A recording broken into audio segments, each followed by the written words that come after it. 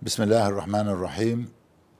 I'm grateful to His Excellency Minister Dr. Mohamed Ali Shaheem for giving me the opportunity to come and visit, to congratulate him being the Minister of the Islamic Affairs in Maldives.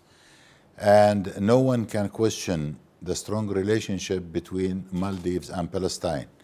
In this very special moment where Palestine is bleeding, Maldivians had shown their full support to the Palestinians in Gaza, in the West Bank, in Al-Quds, everywhere. And this is not a surprise for us as Palestinians. As an ambassador, I do congratulate the new government, the new president taking over Maldives. And as it was mentioned by His Excellency the President, that the position of Maldives towards Palestine will never change. We will continue our support. So as Palestinians, we do say thank you, Maldives, for your ongoing support and solidarity to Palestine.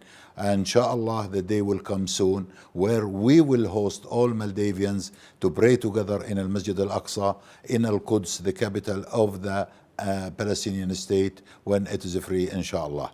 Thank you, Maldives, and we wish you the best. Wassalamu alaikum wa rahmatullahi wa barakatuh.